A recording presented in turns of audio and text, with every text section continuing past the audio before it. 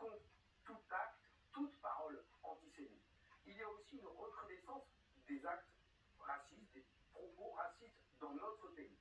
Mais je fais un point particulier sur l'antisémitisme à cause de l'histoire particulière que la France a. Mais alors comment vous pouvez vous allier avec des responsables politiques qui sont foncièrement antisémites? J'ai moi-même déposé un texte de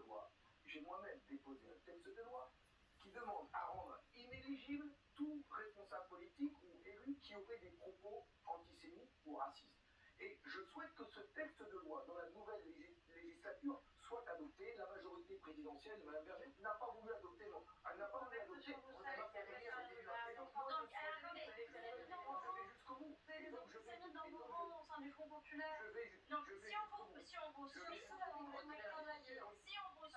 qui sont poursuivis aujourd'hui pour apologie du terrorisme ou actes antisémites ne seront plus éligibles et ne feront plus partie. Mais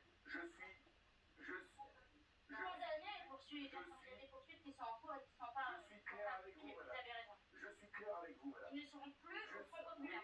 Oui, je souhaite que ceux qui sont condamnés pour racisme, antisémitisme, homophobie, ces faits qui sont interdits aujourd'hui dans la loi, les responsables politiques, les élus qui sont condamnés pour ça, soient rendus inéligibles et que ce soit clair. Et comme ça, il n'y aura pas... Il n'y a pas beaucoup d'élus de la France insoumise, vous avez la raison. Les candidats dont vous m'avez parlé, qui, dans certaines circonscriptions, et nous avons nous-mêmes, nous, le Parti communiste français, saisi la France insoumise en disant que certaines candidatures ne devaient pas être investies. Nous l'avons fait, nous avons pris acte de cela et nous leur avons dit. Et bien, vous voulez que je vous dise la meilleure réponse qui puisse être, c'est celle des électeurs.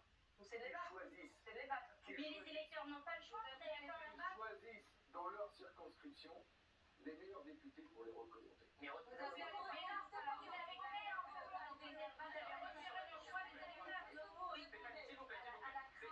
À la crainte de prunes. Alors, vous qui votez précisément pour ce nouveau groupe populaire. Pour moi, il n'y a pas d'antisémitisme à la France insoumise. Je suis désolée. Il y en a d'antisémitisme. C'est moi. Mais je suis désolée, vous savez ce que c'est que l'antisémitisme? Oui, c'est un délit. Oui.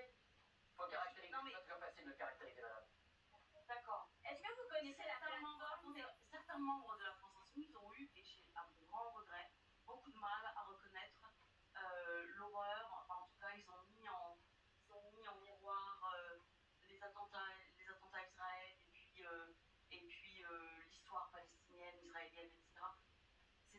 C'était vraiment pas, ça m'a mis beaucoup en colère, vous voyez. Donc j'ai un problème avec ça. Mais par contre, cette accusation d'antisémitisme, ça prend des proportions hallucinantes. Je n'ai jamais entendu de ma vie Jean-Luc Mélenchon, Mathilde Panot ou je ne sais qui de la France insoumise tenir des propos antisémites. Ouvrez les journaux, regardez la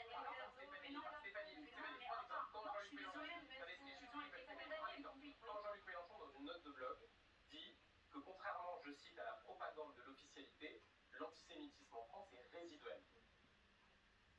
Qu'est-ce que ça veut dire, ça? Qu'est-ce que c'est? Résiduel, parfois il dit qu'il y a une grosse trêve à pomper en Israël. Je pense que de sa part, il veut surtout pas envenimer les choses. Et quand on considère que le Hamas n'est pas une organisation terroriste. Il fait une tête que les gens... Vous avez le droit de le penser. Je dis qu'il y a un problème avec ça en France. Je ne nie absolument pas la montée de l'antisémitisme. Et je ne nie pas le fait que beaucoup de juifs en France doivent se sentir en danger. Mais ils sont en danger, madame, ils se sentent pas en danger. Ils sont en danger. Il n'y a plus d'enfants, il y a des enfants qui sont retirés des écoles parce qu'ils sont juifs, madame. Pas depuis 1 an, depuis plus de 20 ans. Oui, mais je ne nie pas ça. C'est pas résiduel. Je ne nie pas ça. Mais alors, arrêtez de me faire